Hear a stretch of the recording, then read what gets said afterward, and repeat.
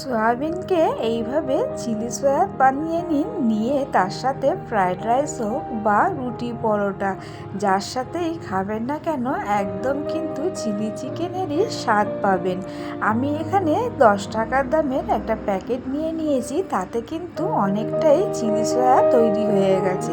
আমি এখানে পরিমাণ মতন জল নিয়েছি। এবারে আমি সয়াবিনটা দিয়ে দিলাম। সয়াবিনটাকে ভালো করে একটু সেদ্ধ করে নেব। সয়াবিন কিন্তু আমার সেদ্ধ করা হয়ে গেছে। এবারে সয়াবিনটা ঠান্ডা হওয়া অবধি একটু ওয়েট করব। সয়াবিন এদিকে ঠান্ডা হয়ে গেছে। এবারে হাতের মাধ্যমে এইভাবে প্রেস করে সমস্ত জলগুলোকে ফেলে দিয়ে বাটির মধ্যে রেখে দিয়েছি। এবারে এখানে কিছু মশলা যোগ করব। প্রথমে দিয়ে দিলাম আদা বাটা, রসুন বাটা। এবারে এর মধ্যে দিয়ে দিলাম ময়দা, অ্যারারুট, পরিমাণ মতো নুন, কাশ্মীরি লঙ্কার গুঁড়ো, দিয়ে দিলাম গোলমরিচের গুঁড়ো।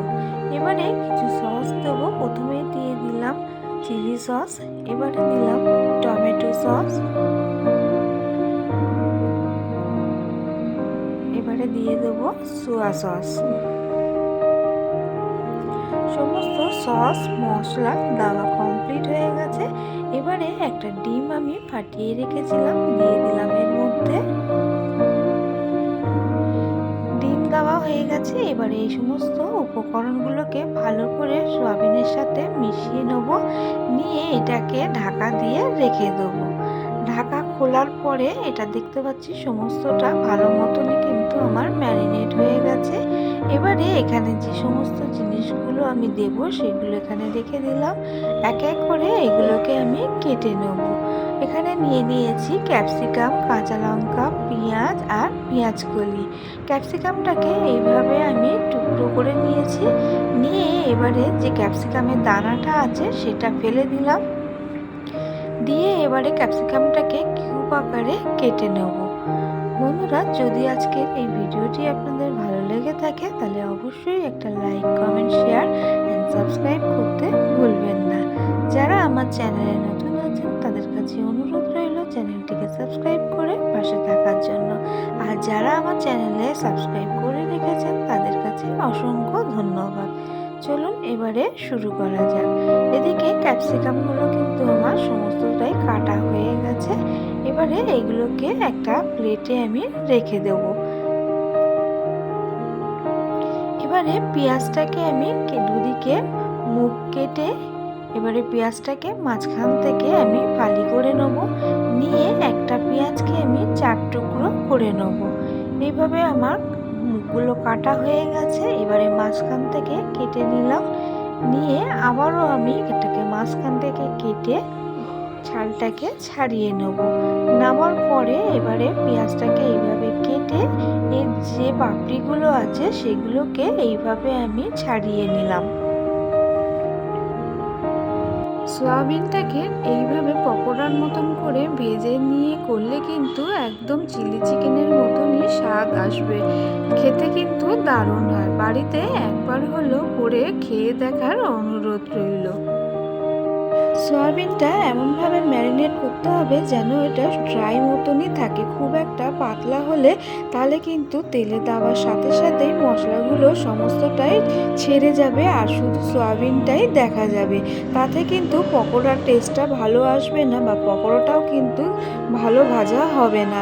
যতটা পরিমাণ থাকবে প্রয়োজন হলে সেই অনুযায়ী অ্যারারুট, ময়দা দুটোকে একটু বেশি করে দিয়েই তবেই কিন্তু ম্যারিনেটটা করে নেবেন, তাহলে কিন্তু পকোড়া ভাজতে সুবিধা হবে। এদিকে আমার কিন্তু সমস্ত কিছু কাটা হয়ে গেছে, পেঁয়াজ কলিও কেটে নিয়েছি।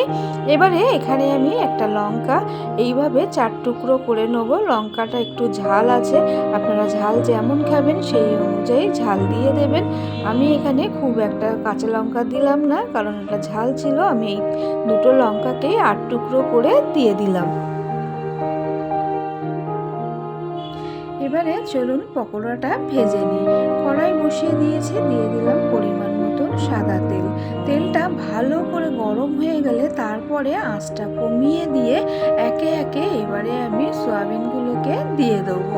প্রত্যেকটা সয়াবিন যেন একদম পুরো ভালোভাবে কোট করাই থাকে। দেখতে পাচ্ছেন একদম কিন্তু মশলা আমার বেরিয়ে নেই, সমস্তটা মশলাই কিন্তু আমার পকোড়ার মতন করেই ভাজা হচ্ছে। এইভাবে পুরো পকোড়া আমার ভাজা হয়ে গেছে এক পিঠ, আরও এক পিঠ এইভাবে উল্টে দিয়ে দু পিঠ কিন্তু ভালো করে ভেজে নিতে হবে। পকোড়াটা আমার দু পিঠ ভালো মতন ভাজা হয়ে গেছে। এবারে পকোড়াকে আমি তুলে নেব। দোকান থেকে আমরা যে চিকেন পকোড়া কিনে এনে খাই, আমার কিন্তু সয়াবিনের পকোড়াটা ঠিক সেই রকমই ভাজা হয়ে গেছে। এবারে আমি এগুলোকে সমস্তটা তুলে নিলাম। এর মধ্যে এবারে দিয়ে দিলাম রসুন কুচি আর আদা কুচি। এবারে এই দুটোকে একটু ভালো করে ভাজা ভাজা করে নেব। রসুন আর পেঁয়াজের কালার এসে গেছে। এবারে আমি যে কেটে রেখেছিলাম পেঁয়াজটাও এর মধ্যে দিয়ে দিলাম। দিয়ে পেঁয়াজটা একটু নরম হওয়া পর্যন্ত এইভাবে আমি ভাজতে থাকবো। এবারে ক্যাপসিকামটা যে কেটে রেখেছিলাম এর মধ্যে দিয়ে দিলাম। পেঁয়াজ, ক্যাপসিকাম, লঙ্কা একসাথে দিয়ে আবারও আমি এটাকে ভাজতে থাকবো যতক্ষণ না ক্যাপসিকামটাও একটু নরম হয়ে যায়। পেঁয়াজ, ক্যাপসিকাম আমার ভাজা ভাজা হয়ে গেছে। এবারে এর মধ্যে কিছু সস যোগ করব। প্রথমেই দিয়ে দিলাম টমেটো সস, এবারে দিয়ে দেবো আমি চিলি সস, সোয়া সস দিয়ে এবারে ভালো করে পেঁয়াজ আর ক্যাপসিকামের সাথে এইভাবে মিশিয়ে নেব। সমস্ত পেঁয়াজ আর ক্যাপসিকামের সাথে আমার যে সসগুলো মেশানো হয়ে গেছে। এবারে যে ম্যারিনেট করে রেখেছিলাম মশলাটা সেটা এর মধ্যে দিয়ে দিলাম।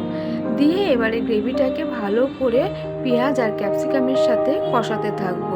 যতক্ষণ না এর থেকে তেল বেরিয়ে আসছে ততক্ষণ পর্যন্তই কিন্তু আমি মশলাটাকে দিয়ে ভালো করে কষাতে থাকবো। এই আমার তেল কিন্তু বেরিয়ে গেছে, সুন্দরভাবে আমার কষানো হয়ে গেছে। এবারে যে ভেজে রেখেছিলাম পকোড়াটা এর মধ্যে দিয়ে দিলাম। দিয়ে এবারে মশলার সাথে ভালো করে সয়াবিনের পকোড়াটাকে মিশিয়ে নেব। এবারে যে পেঁয়াজ কলিটা আমি কেটে রেখেছিলাম এর মধ্যে দিয়ে দেবো। দিয়ে এবারে একসাথে দুটোকে ভালো করে কষিয়ে নেব একটু। সবার শেষে পেঁয়াজ কলির এই কুচিটা দিয়ে খানিকক্ষণ নাড়াচাড়া করে নেবেন। চিলি সয়াতে এইভাবে পেঁয়াজ কলি দিয়ে করলে কিন্তু এর স্বাদ দ্বিগুণ হয়ে যায়। দেখতেই পাচ্ছেন সয়াবিন আমি যেভাবে কোট করেছি একটাও কিন্তু ছেড়ে যায়নি, একদম কিন্তু সয়াবিনের সাথে লেগে আছে। এই আমার সমস্তটা কষানো হয়ে গেছে। এবারে এর মধ্যে দিয়ে দেবো পরিমাণ মতন জল। জলটা দেওয়ার পরে এইভাবে ভালো করে মশলাগুলোর সাথে মিশিয়ে নিয়েছি। এবারে এর মধ্যে কিছু সস দেবো। প্রথমেই আমি দিয়ে দিলাম টমেটো সস। সসের পরিমাণটা একটু বেশি করেই দেবেন, তাহলে কিন্তু এর স্বাদটা আরও বেশি ভালো আসে। এবারে এর মধ্যে দিয়ে দেবো আমি চিলি সস। দুটো সস ভালো করে দিয়ে এটাকে মিশিয়ে নেবো। মেশানো হয়ে গেলে এবারে এটাকে ভালো করে ফুটতে সময় দেব। যত ফুটবে তত কিন্তু গ্রেভির স্বাদ ভালো আসবে। এবারে এখানে দিয়ে দিলাম সামান্য পরিমাণ চিনি। চিনিটা আপনারা অপশনাল দিতেও পারেন, নাও দিতে পারেন, তবে চিনিটা দিলে স্বাদটা একটু ভালো আসে। দেখতেই পাচ্ছেন গ্রেভি কিন্তু আমার এদিকে গাঢ় হয়ে গেছে। এটা নামানোর পরে কিন্তু আরও গাঢ় হয়ে যাবে। এইভাবে গরম গরম নামিয়ে পরিবেশন করুন ফ্রাইড রাইস বা রুটি, যার সাথেই খাবেন না কেন এর স্বাদ কিন্তু দারুণ হয়েছে। একবার এইভাবে বাড়িতে ট্রাই করার অনুরোধ রইল। এই আমার রেডি হয়ে গেছে আজকের চিলি সোয়া। এইভাবে গরম গরম পরিবেশন করুন ফ্রাইড রাইস বা রুটির সাথে। ভিডিওটি সম্পূর্ণ দেখার জন্য আপনাদেরকে অসংখ্য ধন্যবাদ।